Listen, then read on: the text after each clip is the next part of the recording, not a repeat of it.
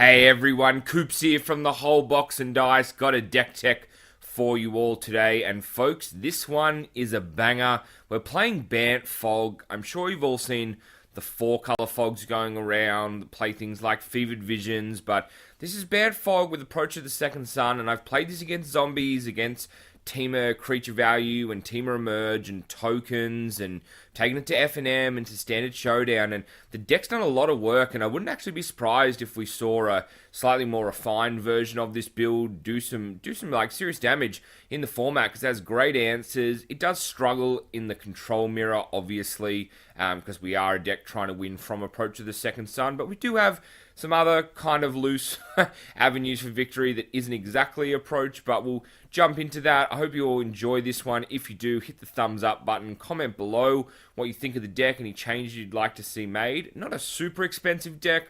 We are running a couple of Torrential Gearhulks, so that does jack the price up a little bit. But let's get straight into it. I promised you a fog deck, so we're running 4 copies of Haze of Pollen. Love that it has Cycle on the Haze of Pollen here. Prevents all combat damage, which is pretty much the whole purpose of a fog card, I guess. 4 Commencement of Festivities, same cost, generic and a green at instant speed. Prevent all combat damage would be dealt to players. 3 copies of Encircling Fissure prevent all combat damage that will be dealt this turn by creatures, so be aware of that one. Awaken cost of 5, and you can get a 2/2 land becoming a creature there. So really solid. I do really enjoy having this, having these as an option. I like that you can fog with Encircling Fissures and have a creature up, especially for taking out a Planeswalker. So your opponent swung in with, a big Alpha Strike or even just a big strike to put pressure on the board. You can cast Encircling Fissure. We do have the Lumbering Falls, which can become a creature as well.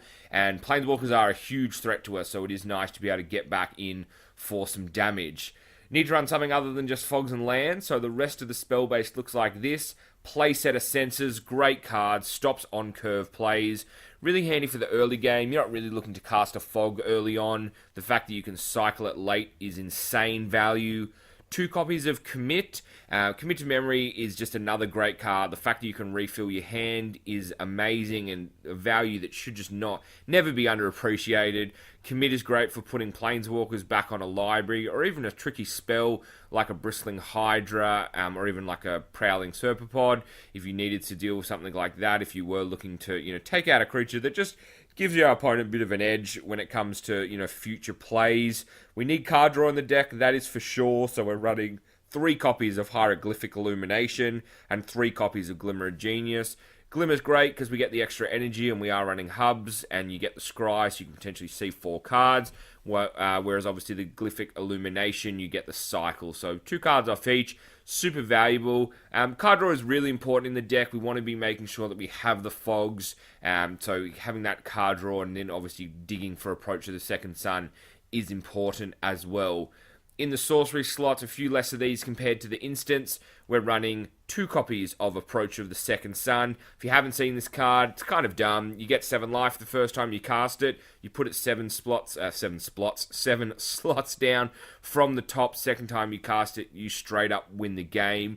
Pretty much things like, disallow as what the major things that we're worried about. Summary dismissal, for example, in terms of taking out the win trigger. They're normally not going to hit the first one unless they've got a Void Shatter or something to exile it, so they'll be holding on to that. So just be wary of that. We have some answers in the board if we do come up against control, which I think is kind of dropping off a bit as well, by the way, especially with this Teamer Emerge creature deck. I think that UR shell is going back a little bit, but I think there's probably some stuff in Hour of Dev that'll see it pick back up. So interesting to see where control fits in the format going forward.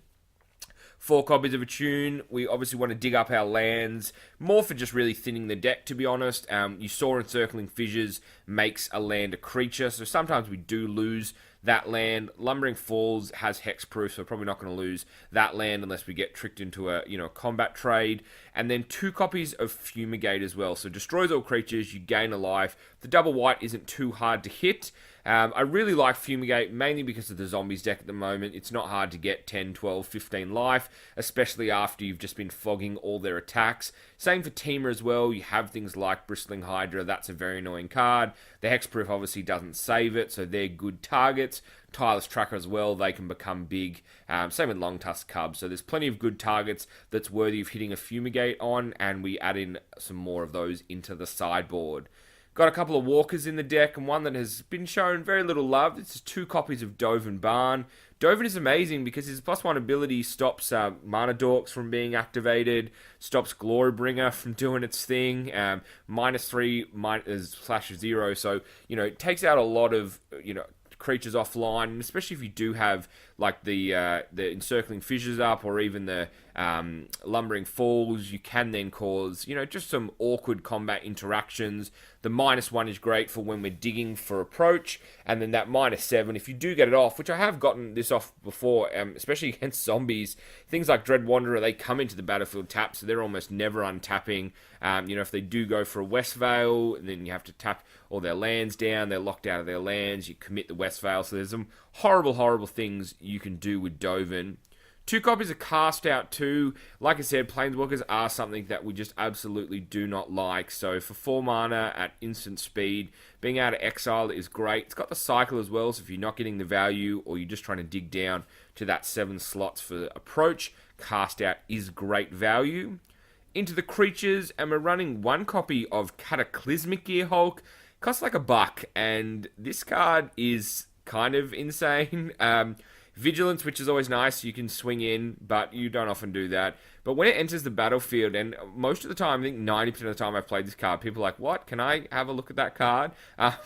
So each player chooses an artifact, a creature, an enchantment, and a planeswalker, and from among the non-land permanents he or she controls, and sacks the rest. So your opponent pretty much has to be like, all right, I want that creature to stick around, and maybe that artifact, and there's normally, there might be a walker on the board, but most of the time, it's pretty much just like a board wipe, and you leave behind a 4/5. So crazy value. We don't have a lot of creatures, so we never have to worry about sacking our own stuff, really. And Cataclysmic is just like another addition to the Fumigate suite. You don't get the life, obviously, but you get to leave a big body. And if your opponents don't have a board, like if you Fumigate, and then you can play this, you can run the 4/5 into whatever they've still got left up, and go through for, damage on your Lumbering Falls and your Awaken Encircling Fissures as well.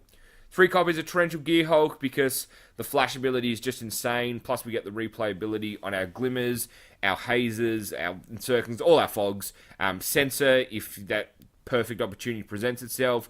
Same for Hieroglyphic Illumination as well, but you probably just want to cast Glimmer. But 3 copies of Torrential Gearhulk, just that versatility is amazing, and we'll play 3 copies of Torrential all day. Probably don't need to go to 4. We don't need to see Torrential, because we are running like 11 Fogs in the deck, but that flashback ability is great. What does the sideboard look like? Well, the biggest threat, and Wizards are really mean. It's almost like they printed this card just to spite me. Chandra, Torch of Defiance. The +1 ability wrecks us. If they ultimate, you've lost. You can't come back from that. You're done.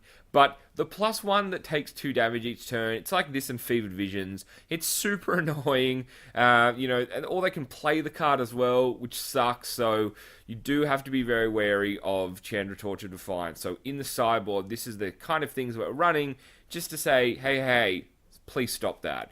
So we're running 3 copies of Gideon of the Trial. So we've got our little own answer, just for 3 mana, Baby Gids. The +1 prevents all damage target permanent would deal next turn, which is amazing for Chandra. The 0, he can become a 4/4 if you just need to smash face. And that 0 ability, getting an emblem, meaning you can't lose the game, is handy as well if you can alternate between the 0 and the +1, preventing obviously damage being dealt to Gideon if they've only got something like a Chandra, and you can fog the rest of the damage. Couple more copies of Fumigate to round out the playset, because against the creature decks, the Teamer, zombies, tokens, this is just amazing. You need to be able to do this. Also 2 copies of Cast Out, so we're finishing out the playset of that. So we don't have to catch Planeswalkers on the, we don't have to catch them on the cast, even though we are running some cast disruption stuff. But so 4 copies of that, plus the cycle. 3 copies of Disallow and 2 copies of Negate, and this is really against the control matchup, or if we feel like they've sided in something to stop approach of the Second Sun. Negate's great for hitting walkers as well, but just that Disallow is so versatile. It can actually hit an ultimating Planeswalker, which is great, but also protects our approach. And we're running 1 copy of Gideon's Intervention, which is a bit of a funky card, and like I said, I'm sure this list could be tuned a little bit more aggressively for super competitive play, but at the moment, Gideon's Intervention does some crazy work. I've hit things like Lost Legacy, or Lay Bare the Heart, even Chandra Torch of Defiance if you're in that teamer matchup, so they can't cast it, and then it's like effectively prevents all damage anyway, so even if it's on the battlefield, as a one-of, it's not a bad card. You could put another Gearhulk in here in this slot, but I really quite like Gideon's Intervention. The deck itself, it's going to set you back almost about $200. The lands are expensive. Anytime you add 3 Torrential Gearhulks to something does really suck. But I promise you, the deck does serious work. I've been asked a lot about this, so I get asked a lot of the time. You take a lot of damage early. There's no point fogging the 1 damage from Thraben Inspector, or even the 4 damage from a Bristling Hydra. You pretty much, depending on the deck, and if there is a Chandra, you feel like that's a possibility, then you have to be smart to play around that. But you want to kind of live around about the 8 to 12 life range is kind of when I start fogging. Obviously, you just have an abundance of fogs in your hand and card draw. Like, if your hand was like 5 fogs and 2 glimmers, then you'd probably be a little bit more crazy on it. But, there's no point stopping 4 damage early when you can't stop 20 damage late. So just be wary of that. Don't fog too early. You can get a bit of life back from Fumigate as well. And even Dovin using his minus ability, so there are ways to boost up your life. Approach is going to get you 7 life anyway. And because we are running the 2 copies of Approach, you will have interactions where you'll have both in hand, and you cast that first Approach, and your opponent will, either start trying to ramp up to kill you, in 6 turns, or then hopefully tap down, and then you're just waiting to, cast that second one. So often, like, when you do have that, I'll look to activate Lumbering Falls. I'll look to, use the Awaken cost and Encircling Fissure. Try and put pressure back on them so they do use, maybe some kill spells or stuff that they're holding on to, just so they can tap their mana down so they're less likely to have an answer for that second approach before we actually draw it. And remember, cycle your Haze of Pollens, and keep track as well of how many cards you've got to go, because if you've only got 2 cards to go, then cycle your Haze of Pollen, and then, play Glimmer, or, whatever it needs to be. But there are ways, cycle your cast out, there are ways to chew into or reduce that, that draw phase of having to wait, that another 6 turn. You can definitely reduce that down before, you get to that next turn after you're going to see it. So, guys and girls, ladies and gentlemen, that is Bant Fog. The deck, like I said, I promise you, it is a lot of fun. Put it together. Be wary of Fevered Visions, be wary of Chandra, but everything else, we have an excellent game against. I really hope I see someone do some amazing work with this. You should probably have a lot of these pieces.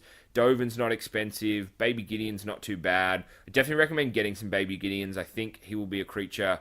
He'll be a planeswalker that will rise in value. He's sitting around about that $10 mark at the moment. Probably should talk about the lands as well in the deck as well. Running 21 lands. It's pretty simple for a Bant list. I'll put it up on screen now. So we're running 3 copies of Aether Hub. We don't need the 4 of them because the mana is pretty light. Really only casting 1 or 2 or 3 mana spells with just the 1 color. Fumigate's not too hard to get the double white with the Attune. So Playset Botanical Sanctums, 2 forests, 3 islands, 3 plains. Scattered Groves, 1 copy, and Irrigated Farmland 2, so great for cycling. And then the 3 Lumbering Falls. So land base is a little bit pricey, but not 3 Torrential Gearhulk pricey. But look, hope you enjoyed the video. Like I said, leave me a comment if you think, this is something that you'd be interested in playing. If you've seen a deck similar to this. I know the guys over at Goldfish did a Fog deck recently. I do think Teamer just has a little bit of an edge, and it certainly can catch some people off guard. So I do really like that. Also, remember, if you do get Elder Deep Fiend in your upkeep and you've got the mana, float the mana and make sure you cast that fog spell, because it is until end of turn. So you don't have to wait till combat. Obviously, we want to wait till combat so we can get our opponents to tap their creatures down in case we do want to swing back in with an Encircling Fissure or a Lumbering Falls. But make sure you never let, if there's, for whatever reason, even if you've got one fog in hand and they target you with hand disruption, make sure you cast that fog in response so that you're getting that off and there's no way that you can miss out on fogging that turn. So, guys and girls, like I said, that's it for the deck. Subscribe if you enjoyed the video. Can't wait to bring you a couple more. Got mono white tokens coming your way soon. A little bit of a twist on the Glory Bound Initiate build, so hopefully you enjoy that. But I've been Coops. This is the Whole Box and Dice. Peace.